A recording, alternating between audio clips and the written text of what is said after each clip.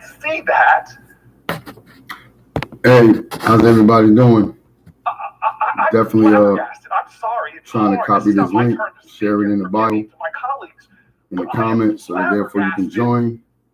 that the Republican Party, the party of the 14th Amendment, the party that once fought for equal access to the polls, is now creating this ruse that every 19 states, that the states that are passing these laws, 19 states, this is not about voter protection. Donald Trump's own person said that the last election was the safest, most secure election in American history. This is not about in-person voter fraud. Study after study has shown that you're more likely to be struck by lightning. This is about lies. I'm sorry, this is about lies, and they're targeting groups. I'm going to go on with the facts, but I just want to talk about students for a second. I heard Senator Jon Tester. I've heard my colleagues from New Hampshire. And they're not hiding the ball, folks. They're not trying to tell us, oh, we're concerned about it. As early as 2011, state Republican House Speaker at the time in New Hampshire, Senators, you know William O'Brien? Can I get a hallelujah there?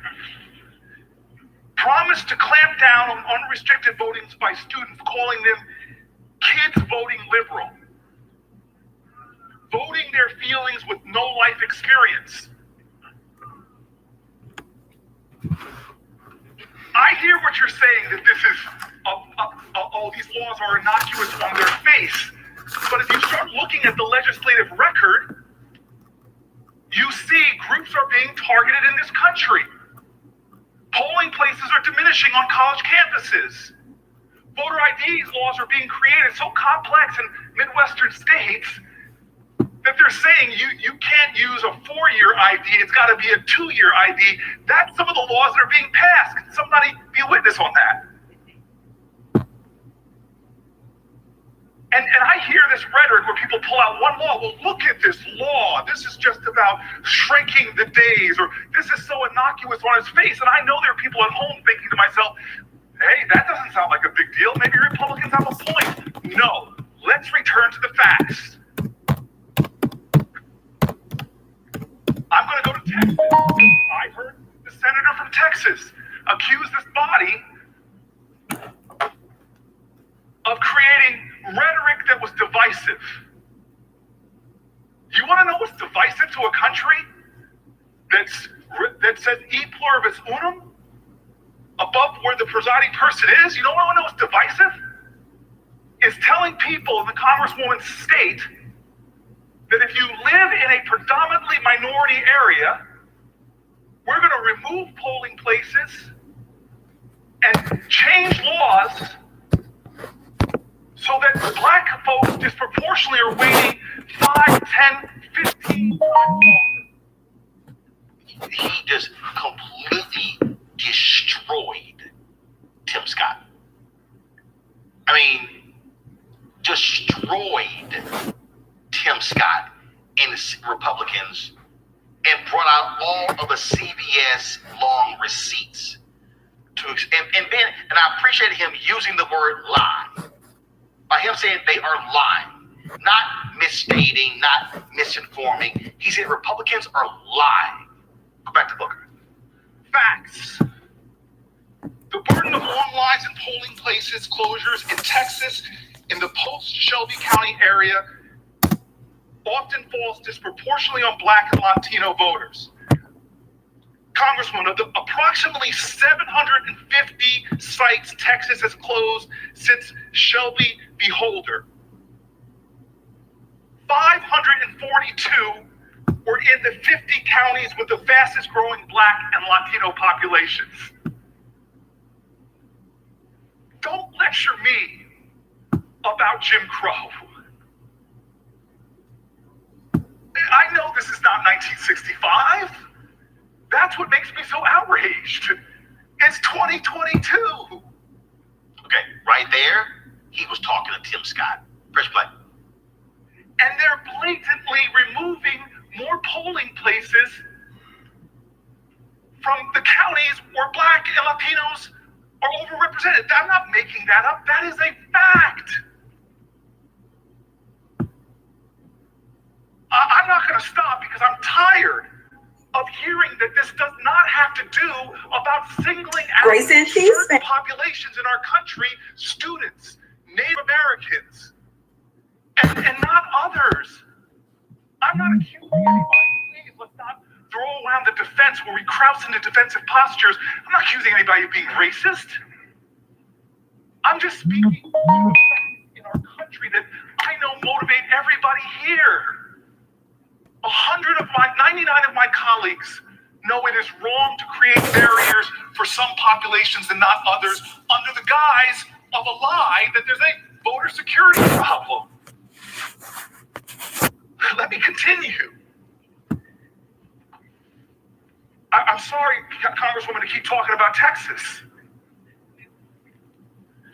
In the presidential primary on March 3rd, voters at the historically Black Texas Southern University in Houston waited not an hour, not 2 hours, not 3, 4, 5, waited 6 hours.